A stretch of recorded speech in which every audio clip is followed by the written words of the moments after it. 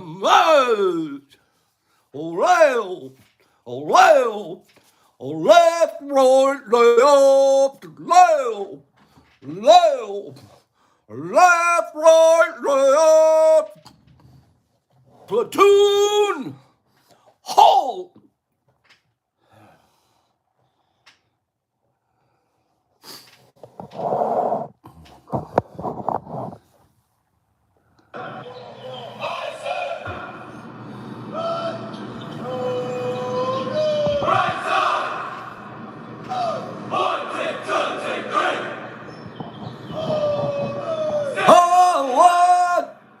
Left,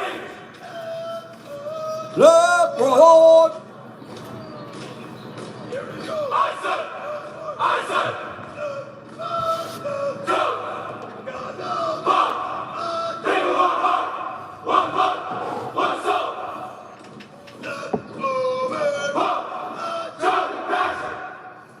Close order drill, sir. Here we go. I said. Left, right, left, right, Left, right. the left leg. Oh,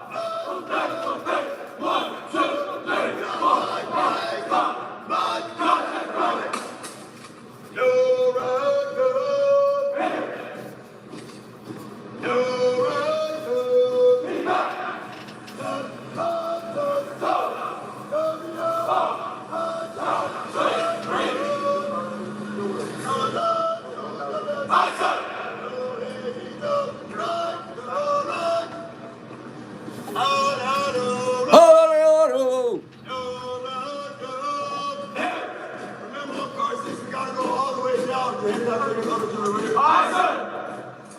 No heading up, right, no right. No right. No heading up, right, no right.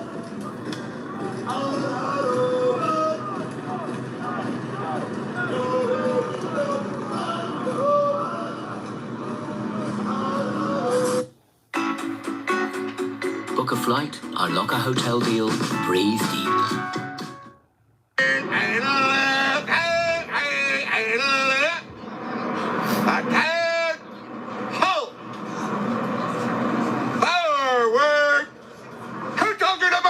oh, don't do the move, ladies.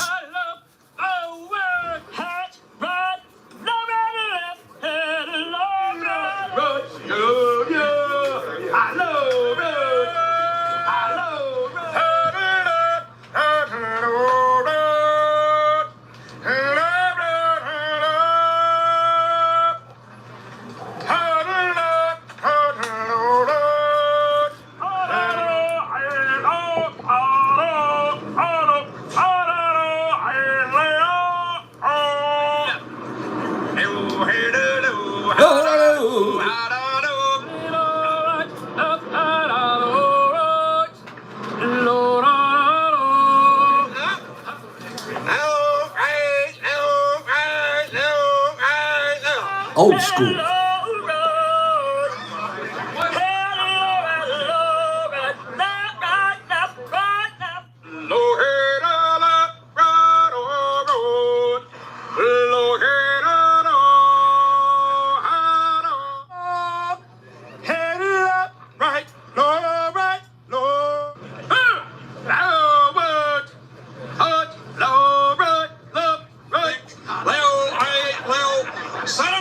Set him down! Dig him in! Dig 'em in, gentlemen. Contusions, so they quit doing it. Leo, Leo, one, up, hey, Leo. Platoon, halt! Right, drive the hills in a low rider, low rider, hit a labrador, low hit a low, low hit a ladder, low. Oh, jeez.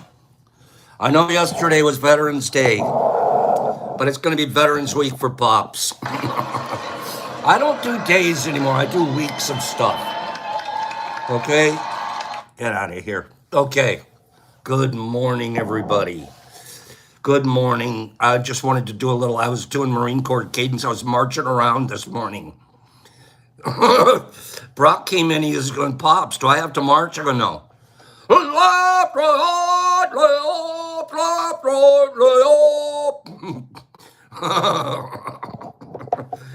Forward march. Marines are all loud. We're just loud. Okay? Bossy. We just think that, like, you must be scared if we're loud. So, Sergeant Kirby, reporting for orders, sir. Good morning. Thank you for indulging me. Honestly, that was an indulgement for Pop's sake. Very. What was it? Mr. Phillips is like, what the hell's going on here? Phillips, get in line. Okay, left, right. Oh, nerdy, you're my bud. Thank you. Speaking of nerdy, guys want to see something super cool?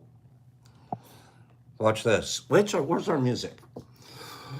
Oh, don't tell me we're going to play the Marine Corps anthem. From the halls of Montezuma to the shores of Tripoli, we will fight our country's battle on the land and the air and the sea. We will fight for rights and freedom. Sorry, I'm out of control. Oh, don't hang up. Don't hang up. I'll get back in line. Along with Mr. Phillips. Let's see. Good morning. I'm having major flashbacks. Oh, Jesus Christ, he served his country, didn't he? Australians served their country by going to jail. That's what I found out. Okay?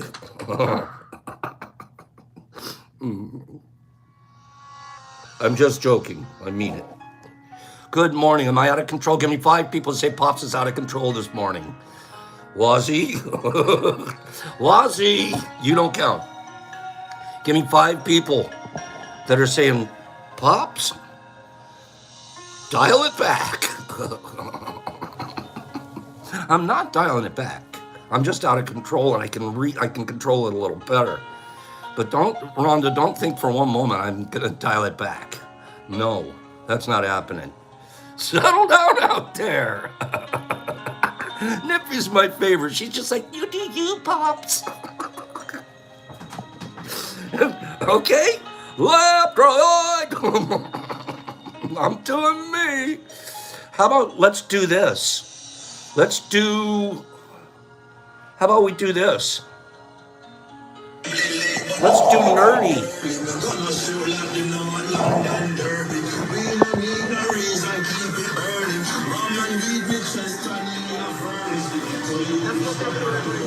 Colorado Michael League. Colorado Michael League's here at this sesh. Spreading the game. Got Yum in the house. Deborah was there.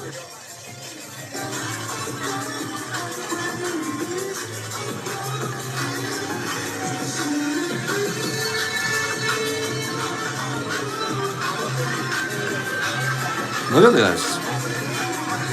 What a great setup. Right, Sandy? Nerd, we're all so proud of what you guys are doing.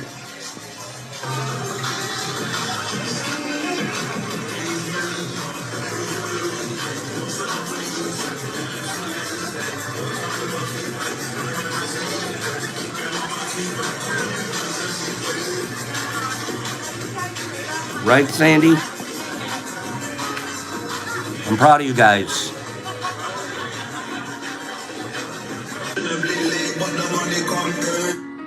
Isn't that great stuff?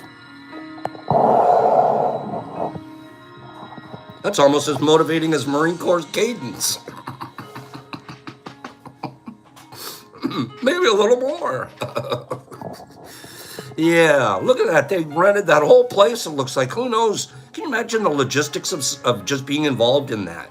Getting yourself set up there and being involved, and then the networking, the mycelial networking that's going on.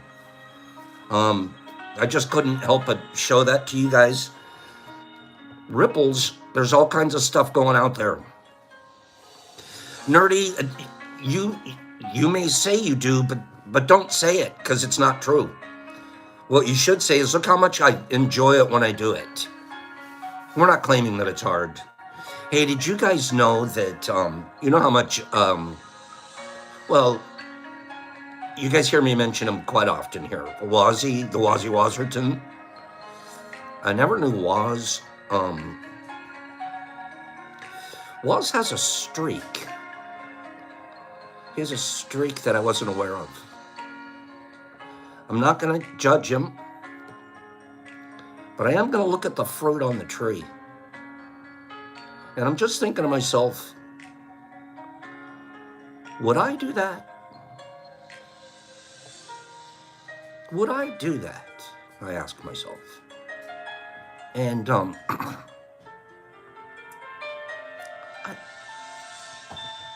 gotta tell you, I just might.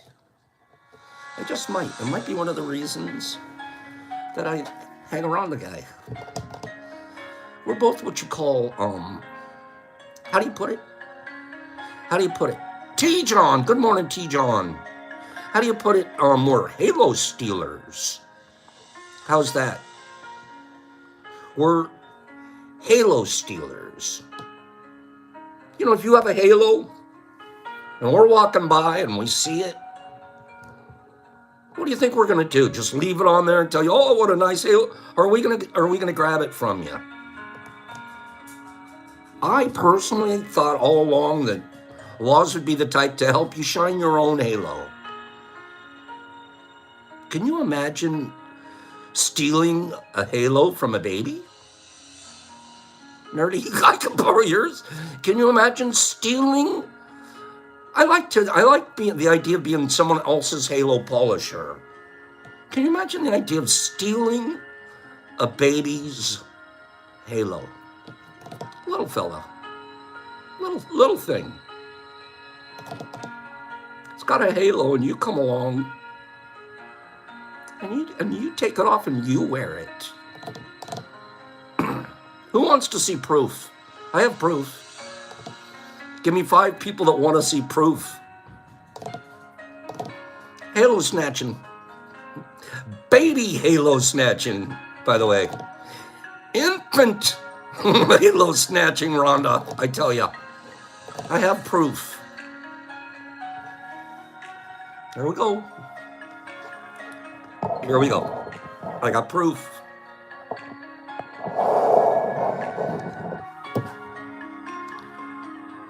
Was? Baby? Which one's wearing the halo? Who do you think started with it? Okay? Who do you think started with the halo in the first place?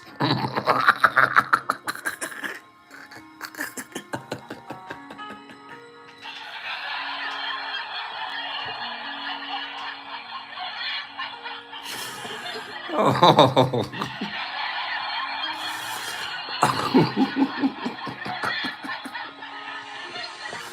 Are those horns? Wait a minute. What's going on up there? Ozzy. Oh, she didn't even notice it was missing.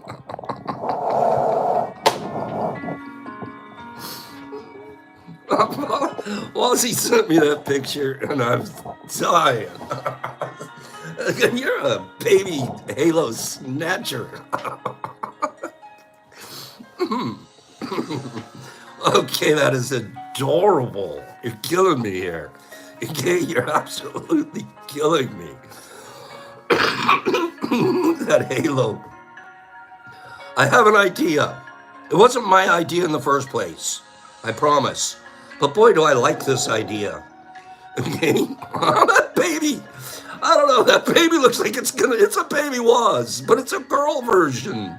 Boy, oh boy, no. 20 years from now, that's going to be a mess right there. Oh, no. Oh, she's adorable. Oh, wow, it's a great picture. Thanks for letting me tease the heck out of you, you know, little baby halo snatcher. Okay. Do you ever get, do you ever think you're, I'll just do it. Let me just show you. Okay? Let me just show you. Jesus Christ wants to know, did you Photoshop the halo in? I think it was a lighting fixture, and he just accidentally stood under it. I'm not sure. Good morning. Let's do one more. Watch this. This is actually a brilliant idea. I'm not so sure why I didn't think of it myself. Okay, well, first of all, look at this idea. Look at this idea. Who do you think's tree that's going to be? I have a pet peeve about people I do. I have a pet peeve. I'm not taking it personal, but I do have a pet peeve. Would you stop decorating for Christmas before Thanksgiving? Just don't do that. Can we wait till Thanksgiving's over? Can we get through the turkey before we hit the Santa? Right? We're rushing that one. Everybody's throwing up Christmas stuff. I haven't even had a piece of cranberry yet. Okay? But this one here's a pretty neat idea. Okay? This is a neat idea. Okay, it's just a pet peeve. Stop it with Christmas.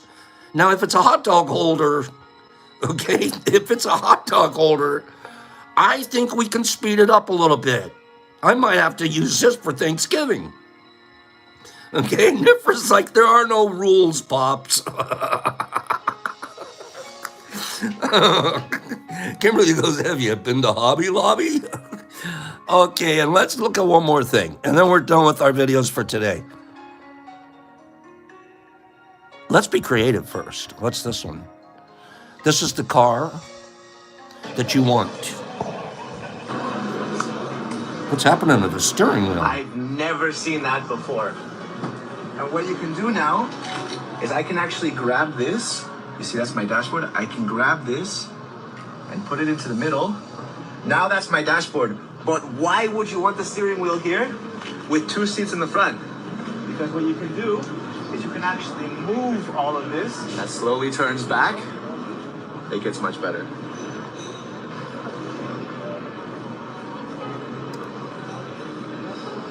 How crazy is that? When I first saw that, my jaw hit the floor.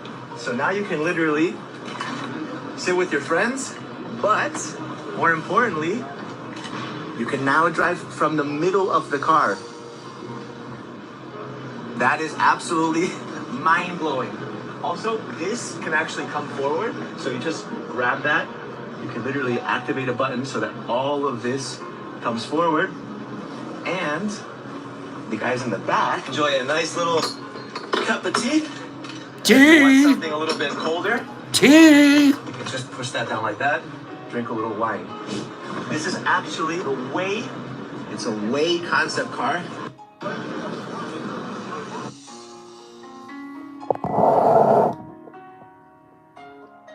The T-Mobile?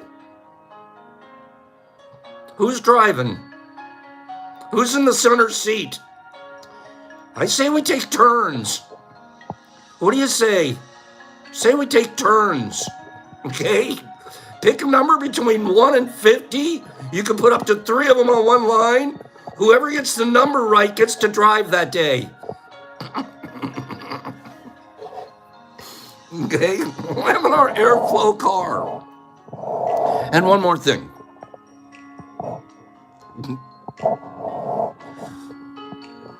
I named my toilet Jim instead of John. And everyone is so impressed when I say I go to the gym every morning. I named my toilet Jim instead of John. And everyone is so impressed when I say I go to the gym every morning. Brilliant! I'm so...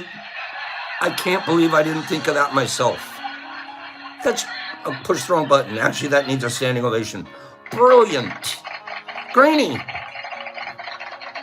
you're not even lying. You're still impeccable. You know what I'm saying? That's the kind of thinking you got to have. And you can stay impeccable. And John doesn't mind. He's so tired of being called. So you got to slip Jim in. I love it. I saw that. I was like, that's what they mean by neural linguistics programming. That's what they mean. There's a perfect example. Is J.W. Owen here this morning, you guys? Does anybody see J.W. Owen around here? Good morning, J.W. Is J.W. here? Greenie, that's what we're supposed to do. Manipulate words so you can procrastinate. Power of the word. I have so much power I can procrastinate anytime I want.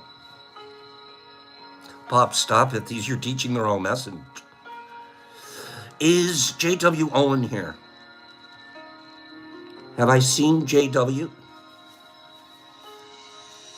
Anybody, help me. Ew, Matthew, ew. Ew.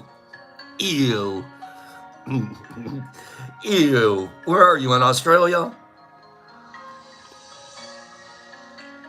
No, I haven't seen him either. Okay, but we'll move on. He wrote us a beautiful little letter, and he wouldn't mind if I read it. He said, let's do a couple of rando factos, and then we're going to study humidity. Okay? If you guys see JW pop in, Greenie, let me know. Okay? How about this? Anybody like 7-Up? I haven't had a 7-Up in a long time, now that I think about it. I like 7-Up. I like to drink a good 7-Up on ice. You know what I'm talking about? JD is in the house. Okay, JD's here, but not JW. You prefer ginger. I can't really get behind ginger ale. Here in Michigan, I got here, they like Vernon's. Vernon's. They drink it all through the city of Detroit. I'm like, that's one of the ickiest drinks I've ever had. Personally, you know, it's very personal. These are personal things. Personal choice. 7-Up. Verner's will burn your nose. See, you're doing it, nerdy. Ooh, Verner's, I'm not down with Verner's. You guys like ginger ale? Really, Derek Anderson? Hot ginger ale? What do? You warm it up? Kimberly gets sick when she drinks it. Oh, it's almost like a medicine back in the day, huh? Badgie, Verner's is for killing colds. I need a Verner. I've had the same cold for a year and a half now. 7-Up. Did you know that it was originally called something else?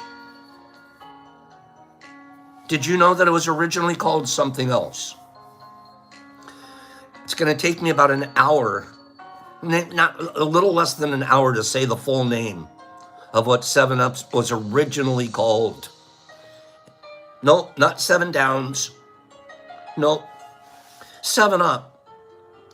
It was originally called Bib Label Lithiated Lemon Lime Soda.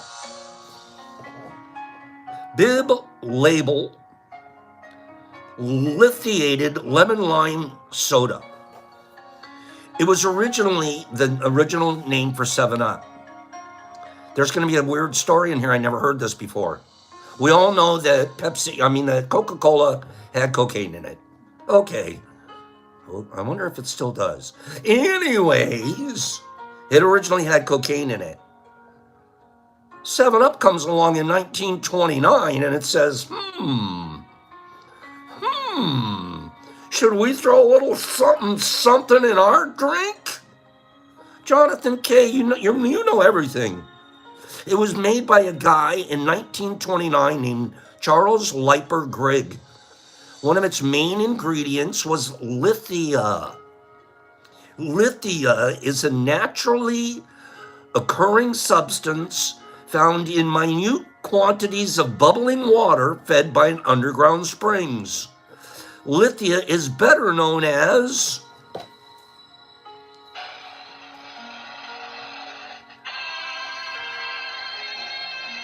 lithium. Lithium, a drug used to even out mood swings. Your original 7-Up is you're drinking lithium.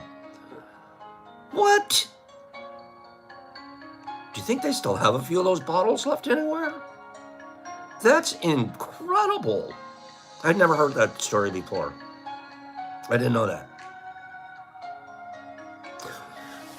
I got to find a couple more rando factos that you guys are going to like. You guys aren't even impressed so far. You guys aren't that impressed. Will this impress you?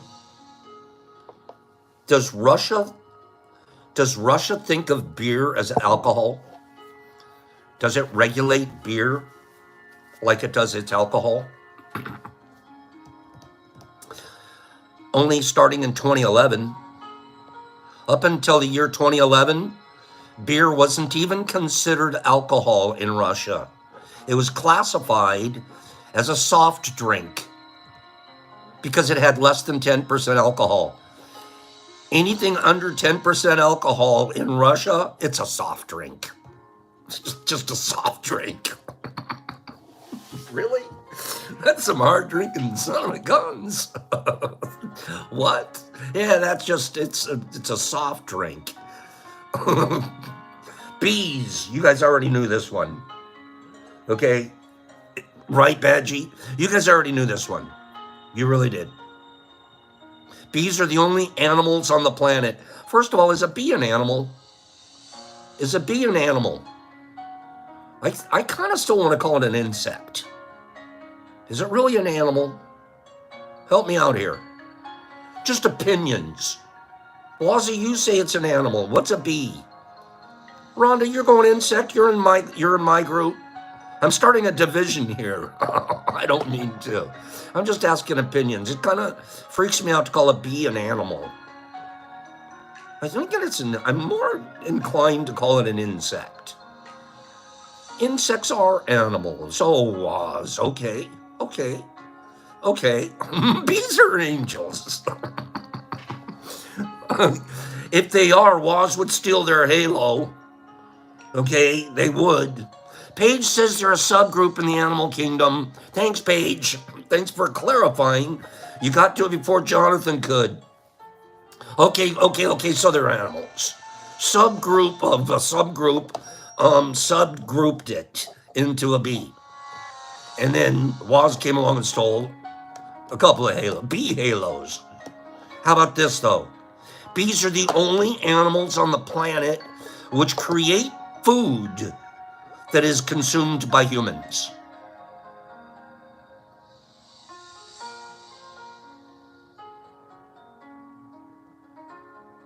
Really? The only ones that create food. We'll have to look up that. They make it as opposed to produce it. Nerdy, is that just semantics? Spinny's going to bee or not to insect. Do chickens make food? Oh, okay, what was that? Are the only create food. Create food. Is an egg different? Is creating an egg? They don't create an egg? They don't create an egg? This one's weird. We could probably have a whole, group discussion on this one, huh, Matthew? I like who said chickens. What about eggs? How come eggs don't count? I don't get it. Maybe this is a bad rando facto. Eggs are grown, honey is made, said Peter. Greenie says it's because they created outside of their body. Okay. See, I like group discussions. This is a good one. Right? Bees are just manufacturers. Come on. This one we need to look into a little bit more, Sharon. what's the story here? Now, I was just going to read a rando facto, and now we're off on a tangent. Our rando facto turned into a tangent. I'm going to look that up a little bit more, and we'll discuss it tomorrow. I promise. I'm going to look it up. Just read a couple of things. What's the difference between... Why do the bees get to be number one? What about a chicken egg? That's a good one. Okay? One more. Let's do one more because we got to get to work on humidity. I think that's a fascinating subject we're about to look into, Derek Anderson. This is, we're going to talk about, get it? Wait for it. Wait for it. Bee nature.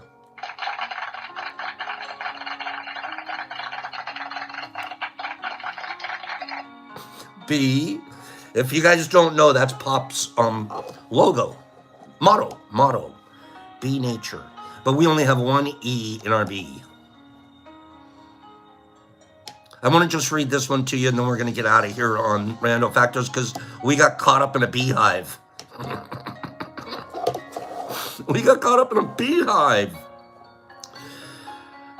Chickens produce eggs, bees make honey. See, I think I'm going with the lawyer Matthew. I think we're doing a semantic dance. I feel like we're playing semantics. Semantics being the exact definition of a word. How about this? Kit Kat bars are a big hit in Japan, partly because of sheer coincidence.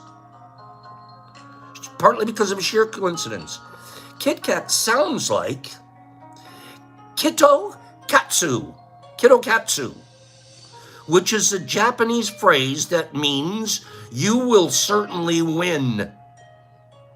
So when the Japanese people buy a Kit Kat bar, they believe that the chocolate brings them good luck.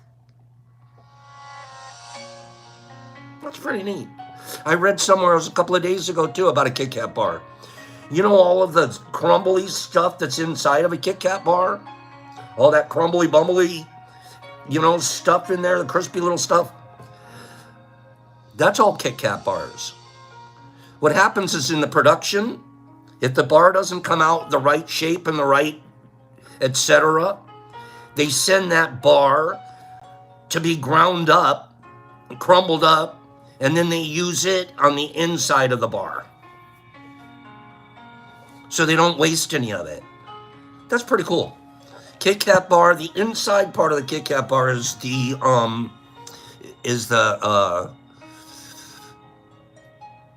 stuff that didn't make it. Let's talk about humidity. Why is humidity so important? In mycology. Spinny, you and your Kit Kats, why is humidity so important? That's what it is, Kim. It's recycled cats. Good call. Why is humidity so important in mycology? When we're talking about cultivating mushrooms. Humidity's that I'm going to call it this, even though it's semantically incorrect. It's their food source.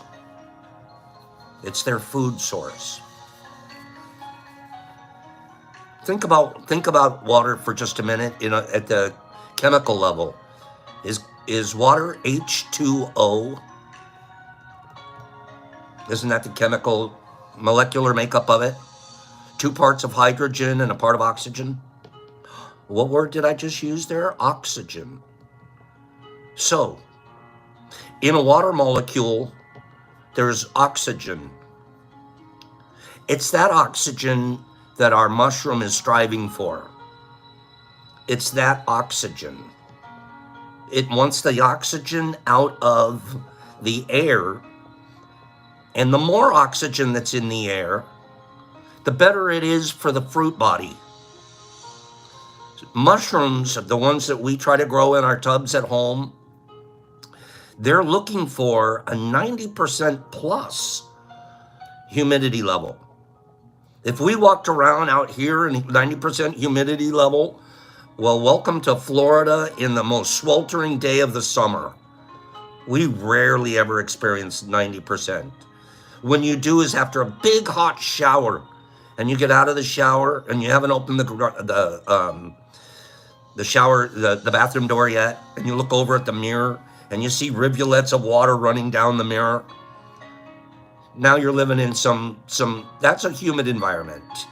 That's about where mushrooms want to be all the time. About that. We call it 90% relative humidity, and we measure it. Humidity gets a little bit, it's not complicated, but there's humidity. We actually look at humidity 3 different ways, okay? If you're in a meteorology or you're looking at weather and things like that, measuring, humidity is actually looked at 3 different ways. There's humidity, which is called absolute humidity. There's relative humidity, which is really what we pay attention to in our mycology, is the relative humidity measurements. We're going to explain both. And then there's a third. We don't really pay much attention to this, except for you can see it happening on your tubs. I should have grabbed a picture of it. I should have grabbed a picture. It's called dew point. Okay? So let's go through. Are you guys interested in learning just a little more about humidity with me? We'll spend the next 10 minutes talking about humidity. This is important stuff. Temperature, humidity. This is after our cake is made. FAE, temperature and humidity. These are the most important things that we can talk about and that we need to kind of have a good understanding of. Okay? What is humidity? What is humidity in the first place? How do we define it in a short sentence? Humidity is a measure of water vapor in the air. Meteorologists typically describe water vapor in the atmosphere 2 different ways: absolute humidity and relative humidity. We're not going to get you confused, but we want you to know both. Dew point is an absolute measure, and it helps us understand how muggy and humid it feels outside. Oh, this is interesting. I hadn't read this. And listen to what he's going to tell you. Imagine you take a nice, long, hot shower. Stepping out, you feel it's pretty muggy and warm in the bathroom, and the mirror is foggy. Pops, what did you do? Did you write this article? You wipe your hand across the mirror, and suddenly your hand is all wet. That's because of the moisture in the bathroom. This happens because the foggy mirror is actually tiny droplets of water that have formed on the mirror. When you take a hot shower, water vapor in the bathroom increases due to evaporation from the shower. When the water touches the cool mirror, it condenses back to water in the form of tiny droplets. That's actually dew point. But what does all this mean? What is humidity? What does it get? Why does it get humid outside? And how does humidity affect our weather? First, we have to talk about water vapor. Since we're measuring the water vapor in the air, what are we talking about? I mean, we all know humidity, so what are we going to do? We're going to measure the water vapor. What the heck is water vapor in the air? Water is a super special substance. It's basically everywhere on Earth. It's in our soils, our oceans, and it's in our air. Water exists in, how many states does water exist in? And I don't mean of the 50 states. I mean, how many states? Come on, you chemists, physicians, and biologists out there. But generally and nerdy, you guys are killing the game. 3. Sandy, you guys have done a good job. It exists in liquid, solid, and gas. And Sam thinks there's a 4th one. Liquid, solid, and gas. Those are the three states that water exists in. And Kim's throwing plasma in there. And we're going to listen to Kim. But for the purpose of us, we're going to say three, huh? But no, maybe the plasma. Okay. Liquid water helps hydrate us during a hot day or after a long sports game. Solid water or ice is colder, and it gives a surface to maybe ice skate on. Water in its gas form is water vapor or moisture. So the water vapor is water in its gas form. There is water vapor in our atmosphere because of evaporation. Evaporation happens when water changes from liquid to gas. It's changing from the water on the surface of the lake into water vapor. That's the change. Evaporation. Evaporated water, liquid water evaporates from oceans, lakes, rivers, plants, the ground, and fallen rain. I want to show you guys a really neat picture. I'm going to post this later on my IG. I'll crop it and post it. This is a great picture about the water cycle. It's showing us that there's groundwater as one of the forms of it. And then we have evaporation. And it goes up into our clouds, and the clouds even evaporate from each other. And then it brings it back down through precipitation. And then we also gain some cloud growth for further precipitation through condensation. Another way that we gain water up into our atmosphere is transpiration. That's the water that comes out of the plants as they're growing and is leached from them. Then we have deposition. That's another way. Instead of precipitation, it's more of a snow. We have transpiration.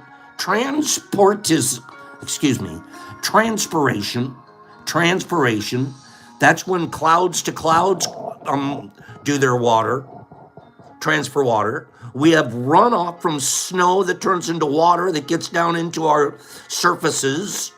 From there, we'll have evaporation, but we'll also have percolation down into the soils and the rock beds, and it continues out, and it ultimately probably ends up into the oceans. So, great little chart to help us understand our water cycle. Okay? So, we know now that there's liquid water, or liquid water becomes a gaseous water through evaporation. So it's in this water vapor that there's humidity. And we want to measure that.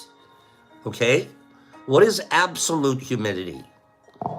Absolute humidity is the actual amount of water vapor in the air. The actual amount. The higher the amount of water vapor, the higher the amount of absolute humidity.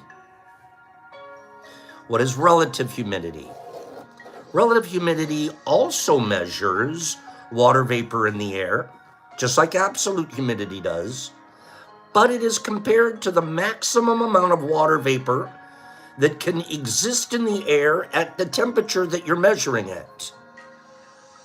So, relative humidity is going to be different at 80 degrees than it is at 85 because you're using a different measurement to compare the water vapor to the temperature. Okay? So that percentage is written in a percentage, and we usually use the words or the letters RH, percentage. Relative humidity percentage. It is written as a percent. For example, warm air can hold more water vapor. The warmer it is, Florida, the more water vapor that can be held in the air. The colder it is, Minnesota, the less water vapor is going to be held in the air. It won't be as gaseous Number one reason, there's less evaporation, okay? And you don't experience the same humidities as you do in Minnesota as you do in Florida, okay? Nerdy's explaining it to himself. That's why it's so dry in Colorado, okay? So, for example, warm air can hold more water vapor or moisture than cold air. So, with the same amount of absolute humidity, cold air will have a higher relative humidity, and warm air would have a lower relative humidity. Relative humidity at 100% is when the air is completely full of water vapor. Completely full of water vapor. When would that be? Relative humidity at 100%. Give me an example of when you'll experience that. Relative humidity at 100%.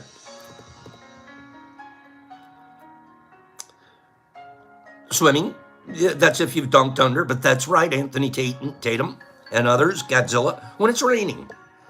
When it's raining outside and all the water is pouring in through the air, you're at 100% relative humidity. I'll give you an example here. It's pretty basic. Relative humidity. Relative humidity, the RH represents the amount of water in the air in percentage.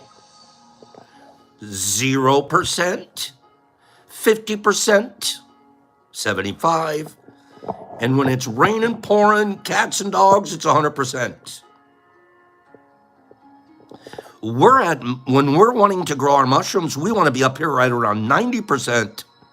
We don't want it raining, but we want to be between 90, 95% inside of our tubs.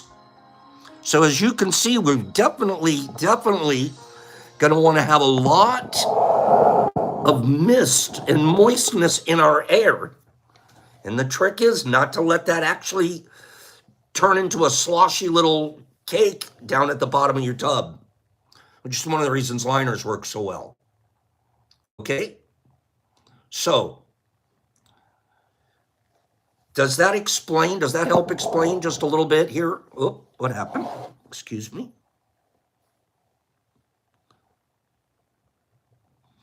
Humidity.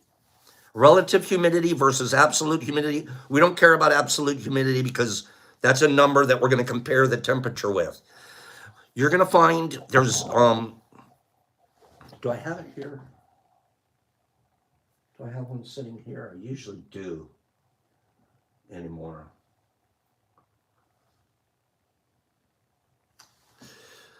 Hygrometer. A hygrometer, excuse me. There we go. A hygrometer is what we use to measure the humidity in the air of our monotubs. Don't run out and buy a hygrometer right away. Again, keep it simple. I wouldn't run out and get a hygrometer right away. Most of the time, you'll know if the humidity's right inside your tub, as long as you look at your mirror. Did you see your mirror and it's got a little bit of precipitation, moistness on the mirror? That's what the side of your tub should look like. But not running wet. Just enough that you know that there's plenty of water in the air, and spray the sides of our tubs. And then I always miss the bottom of the lid. So when I put it back down, I know that there's moistness happening right in there. Okay? But if you are to get a hygrometer, do not be cheesy on the one that you buy. This is the one tool that you would buy for your lab and your grow that you're going to want to spend the money on. You're going to want to buy a top-notch one, because there's a lot of them out there that give bad readings. They're not well calibrated, and you don't know it, and I don't know it, and there's no real way for us at home to calibrate them. So be careful about which kind that you get. It would be my biggest caution. All right? We have found one, I think I've shown it here a number of times before. GoVee, G-O-V-E-E. GoVee is the brand. And we have found one, it's a remote sensor. It's the size of a little, it's about that big. A little square guy like that, and it has a leash or that it hangs on, a lanyard. And we'll take and pop a little hole in the top of our lid, pull the lanyard through that, and then let that remote sensor hang inside the tub. I'll bring it here tomorrow and show you, give you a visual of it. But that remote sensor does it. It's going to read the temperature inside the tub, and it's going to read the humidity inside the tub. And you don't need one in every single tub. You just need one. And you need to check one of your tubs every once in a while. And generally speaking, if one tub is a certain temperature, certain humidity, most of them will be the same because everything's being grown in the same macro environment, the same grow chamber. So, but what we did was we created a little lid with this sensor on it, and you could take the lid off of any tub, put this lid on, wait a few minutes, and you get readings from that tub. Take that lid off, put its regular lid back on. Now you take your sensor lid, and you can test any one of your tubs, and you can know what the temperature inside the tub is, the ambient air temperature, and the humidity inside your tub. And it sends that information to your phone, Bluetooth. So you can sit there on your phone, Bluetooth, and you can read what's happening inside your tubs in your grow chamber. Okay? And you can have a multiple amount of them on a single app. Tomorrow I'll actually show you what I'm looking at. It's one of the best things that I ever did for my grow. And Mr. Phillips, I think you can get a pack of them, 3 or 4 now on Amazon. I think they're like $30. You get 2, 3, 4 of them. By far, and the hygrometer part of it reads very well. So I'll give you an example.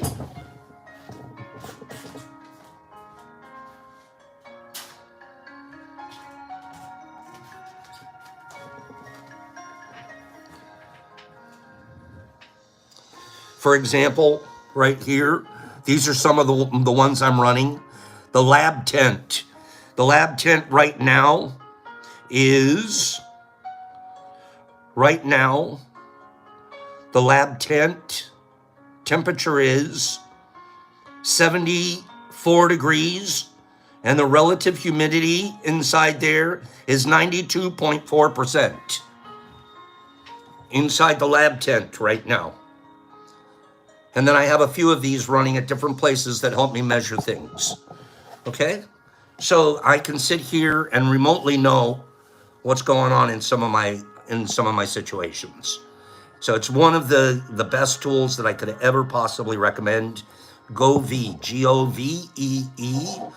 And you're going to be able to track your humidity, and you're going to be able to track your temperature, and you can keep track of it over a long period of time and start seeing it graph itself out.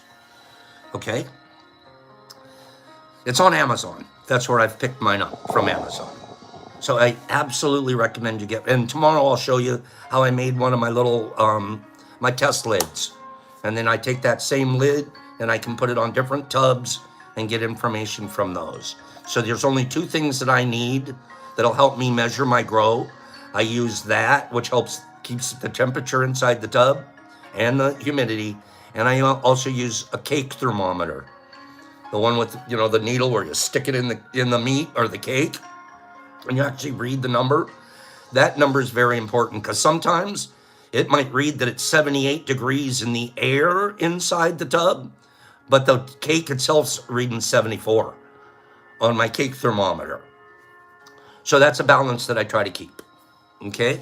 So I keep track of both those numbers and make sure that I end up with my cake wants to be right around 74 degrees. If the air inside my tub's 74, my cake might be a little cold. My cake might be running at 70, 71. And I'd like to boost that a little. So I'll raise the temperature inside the tub so the cake temperature comes up a bit. This is all sounding great, right? Tomorrow we'll cover humidity. We'll finish up with humidity. I'll show you my little test sensor situation. And then we're going to talk about lighting. We'll talk about lighting. So we'll have covered FAE, we'll have covered humidity, we'll cover lighting. And then we really want to talk about the final stages of fruiting. All right. I'm going to my book, the Mark Nepo Book of Awakening, the Book of Awakening. I'm going to read this pretty close to exactly how he wrote it. I was looking for readings this morning. It was kind of fun because I had to do I ran through about 15 different readings before I found one that was just like, this resonates with me this morning. It probably will with my friends too. The stripping of our will. I remember growing up, I remember in my 20s when I was hardcore in my cocaine addiction. I remember just looking at myself so often. Well, I would actually avoid looking at myself, but feeling so often that I must be weak. I'm strong. I'm this, supposed this, putting on a front, a macho guy. But you must be a weak son of a SOB. You can't kick this addiction thing. You're weak. Where's your willpower? Where's your willpower? You have enough strength to make the rugby team. You got willpower here. You got willpower. I guess it really wasn't willpower, because I exhibited willpower in so many other areas of my life, and in a strong, positive willpower. But I think with addiction, I misnamed it.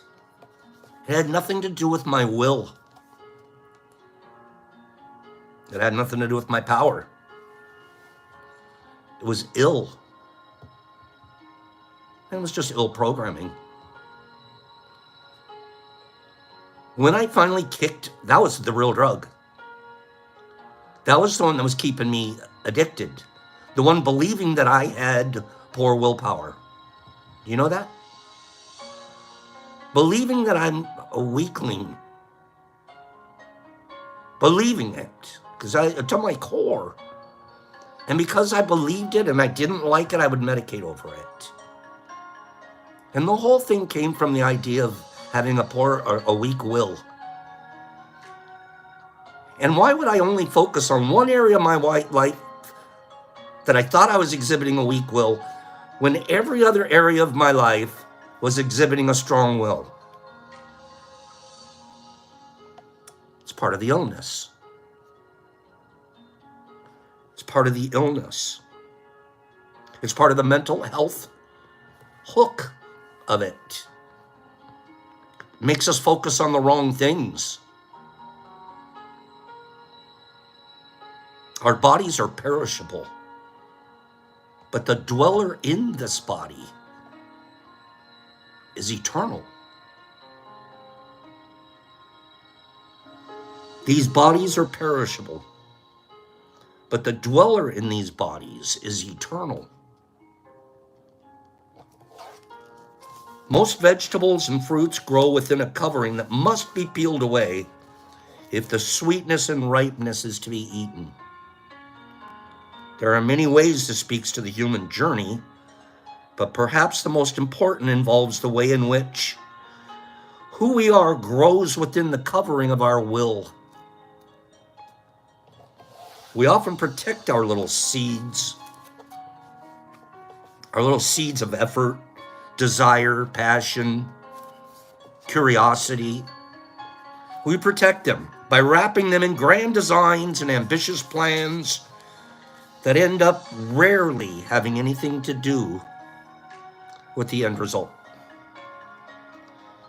Rarely having anything to do with the sweetness and ripeness within us. However, it's important to remember that justice is really neat. I love it when we can use nature metaphorically for our messages. Remember that corn cannot mature unless it's covered for months by its husk. We need to incubate who we are within layers of who we might yet become. That's pretty. Just when you think it's because you got weak will, you know what? You're incubating in layers of who you're going to become.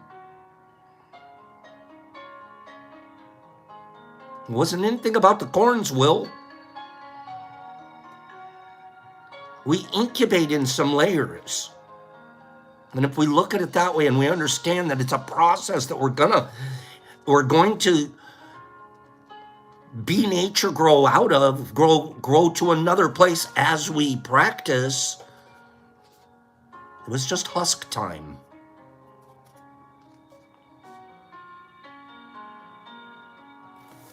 We can hurt ourselves, though, if we keep that fruit covered for too long.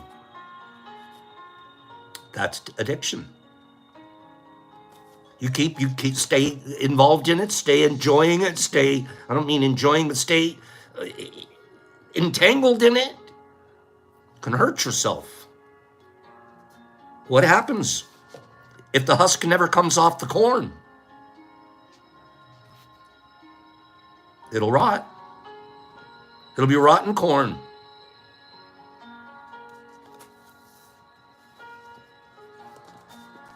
Perhaps when we move, or we change careers, or we build new relationships, perhaps we're trying to free ourselves of some of these husks that have covered us. Although we may come to realize that it may be our way of loving that needs to be shed, and not who or what we care for. That's really good. I'm going to say it again. We usually come to realize that it may be our way of loving that needs to change, not who we love or what we love. That's good. The most humbling part of this is that although we need to make plans and work towards goals and imagine possible futures, none of it can prepare us for the moment that we ripen. Once the soul fills out like mature fruit, all of our fantasies, our ambitions, and our deep complaints turn into useless skin. Once ripe, once able to feel compassion and joy, all forms of sacrifice and postponement of the future begin to make us decay inside. Postponement of the future makes us decay inside. We're holding on to the husk for too long. We're decaying inside because we don't get out of the husk. It's not self-will. It's not an issue of weakness. It's just it's an issue of it's time now to ripen. It's time now to let a lot of that stuff naturally fall away, so we can experience the sweetness and the ripeness of now, of just now. We're not focused on husk time, and I don't know what's going to happen in the future because I don't know. The crop might get wiped out by a hurricane. I don't know. But I know I can experience the ripeness now.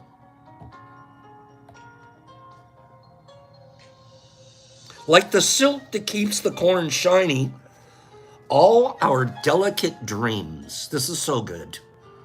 You know that silk that you hate, that you got to peel out? Man, I'm over the silk on corn. When I'm husking corn, I'm over that part, okay? And then you cook it and it's still stringy and hanging on. You get one stuck in your teeth. The silk. Like the silk that keeps the corn shiny. That's the part that makes when we open it up, it's shiny. It's not raw looking. It's not all, it's been polished by silk. Natural silk. encased in it. If you notice, the husk wasn't even touching the corn. It was actually silk. Once we start pulling the husks off, now we're experiencing our delicate dreams. The silk that's wrapped around the corn. And then that comes off too. Listen, like the silk that keeps the corn shiny, all our delicate dreams of tomorrow have served their purpose. They've served the purpose when our heart pops up like a kernel. That is so good. My delicate dreams, they've served their purpose. I'm here. The husk is gone. The silks have served their purpose. I'm now. Since none of us can control the time of ripening or the sweetness, we cannot define ourselves by all that covers us. You don't know when you're going to completely ripen. So don't define yourself by where you're at now. Mr. Weak Will. Don't define yourself, Pops, as being a guy with a weak will. You didn't know when you were going to ripen. Defining myself was holding on to the husk. Just experience the husk time too. And then the silk. And then all of that falls away, and then you get the sweet ripeness. Don't define yourselves by all that covers us. It helps us grow. Oh my God, I've got shivers. Do you think my addictions didn't help me grow? When in the throes of that pain and all the damage, I was actually growing. I was actually growing. And then I could use those experiences to help other people grow. My goodness. I have more experiences that I get to help people with than the average guy. Did you know that? I have more. I can give more away than the average guy. The average guy just lived a ho-hum. Let's go biking. Me? I've been there. I got the gunshot wounds. I've been in the projects. I've been there. I've been strung out. I've been 15 years in AA, and I've sponsored you. Now I'm Pops. Pop?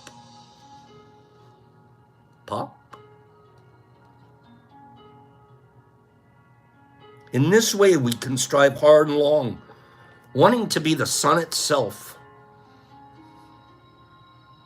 My gosh, that is an ego. But I want to be the sun itself. I want to shine. I want to help other people ripen. I really, really do. And it's a result of finally understanding that I wasn't the husk that I called myself for so long. Pop, you guys are out of control out there. So dream as you will. Plan to build your version of the pyramids. I have a plan. I have schemes. You guys hear about them all the time. They include Main Street and some retail outfit.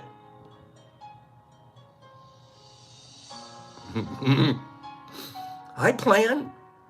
I scheme. I have these pyramid dreams. But I don't live in them. I don't live for them.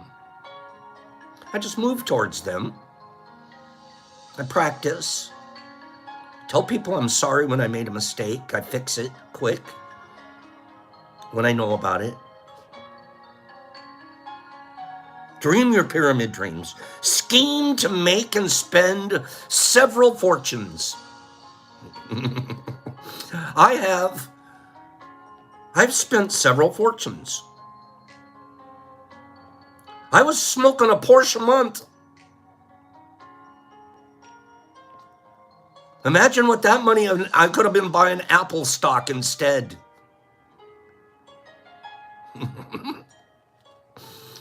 Schemed and spent several fortunes, and it isn't all in money either. I've had some relationships that were fortunes, and I've spent them.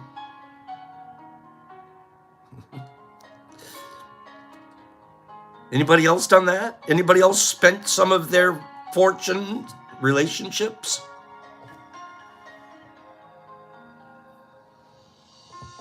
We scheme and we spend.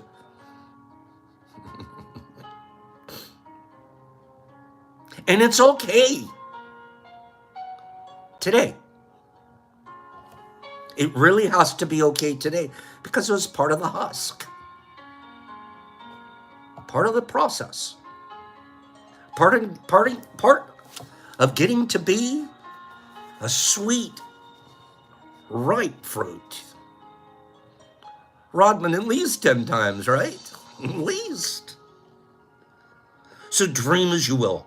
Plan to build your version of the pyramids. I love this. This sounds like Rudyard Kipling.